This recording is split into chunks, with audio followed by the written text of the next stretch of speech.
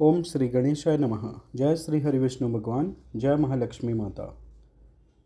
स्कंद पुराण के वैष्णव खंड के वैशाख मास महात्म्य का 23वां अध्याय। अक्षय तृतीया का महात्म्य। श्रुतदेव ने कहा, अब मैं वैशाख मास के शुक्ल पक्ष में होने वाली अक्षय यात्री के पापनाशक विशेष प्रभाव का वर्णन करूंगा। जो लोग उस दिन प्रातःकाल सूर्योदय के समय पवित्र स्नान करेंगे वे पापों से मुक्त हो जाएंगे और भगवान विष्णु के महान लोक को जाएंगे।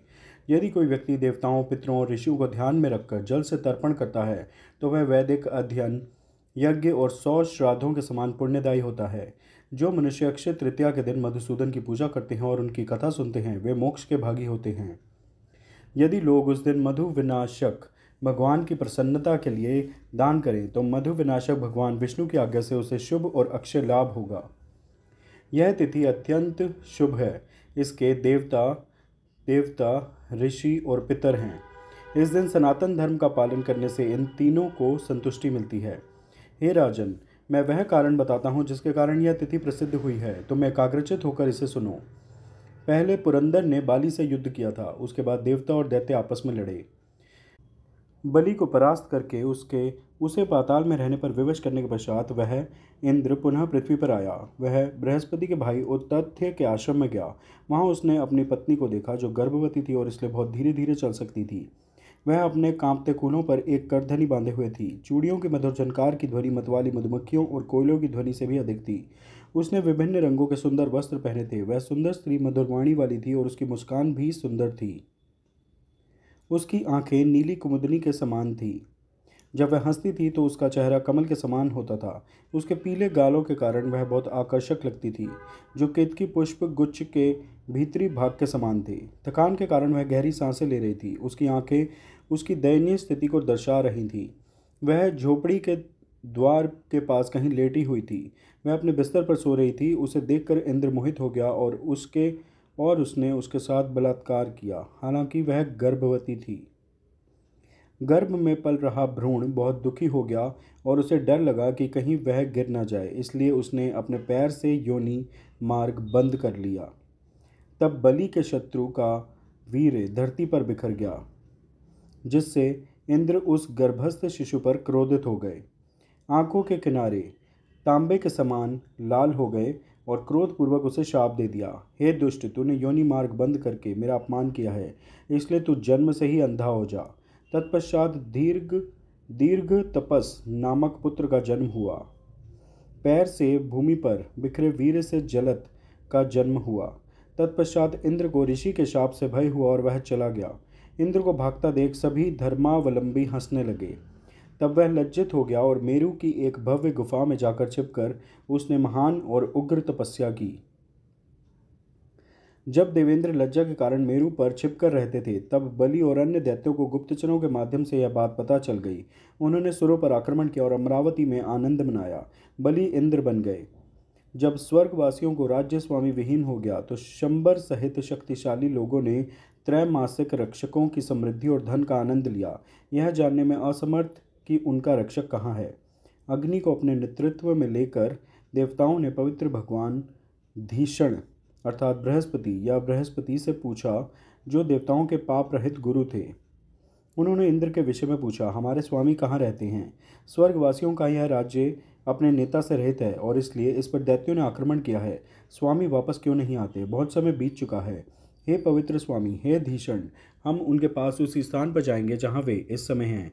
हम उनसे अनुरोध करेंगे। देवताओं द्वारा इस प्रकार पूछे जाने पर धीषण ने उनसे कहा, रसातल पाताल लोक में बलि को जीतकर वे उतथ्य के आश्रम में गए। उन्होंने ऋषि की पत्नी के साथ बलपूर्वक भोग किया और अपने शिष्यों द्वारा धिक्कारे गए। उन्हें स्वर्ग में वापस आने में शर्म आ रही है, इसलिए वे मेरु की गुफा में प्रवेश कर गए हैं।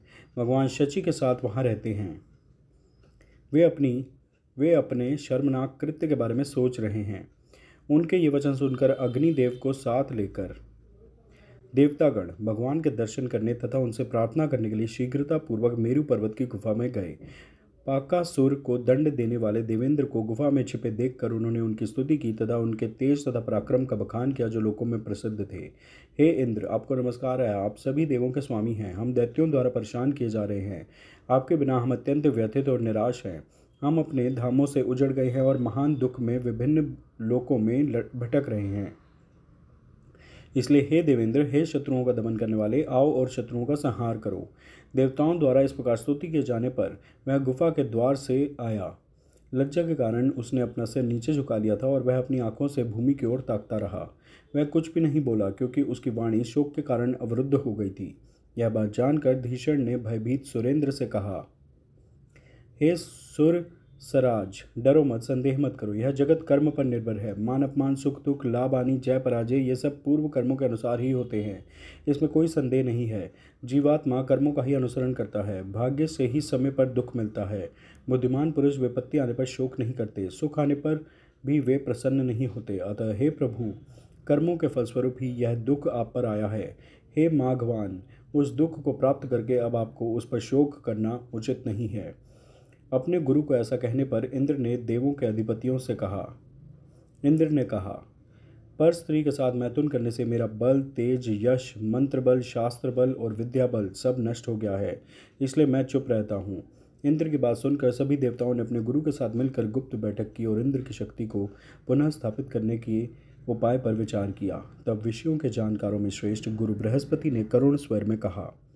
बृहस्पति ने कहा, इस महीने का नाम वैशाख है। मधु का वध करने वाले भगवान का यह महीना बहुत प्रिय है। भगवान को यह महीना बहुत प्रिय है। इस महीने में सभी चंद्र दिन पुण्यदायी होते हैं। यह माधव का सबसे प्रिय महीना है।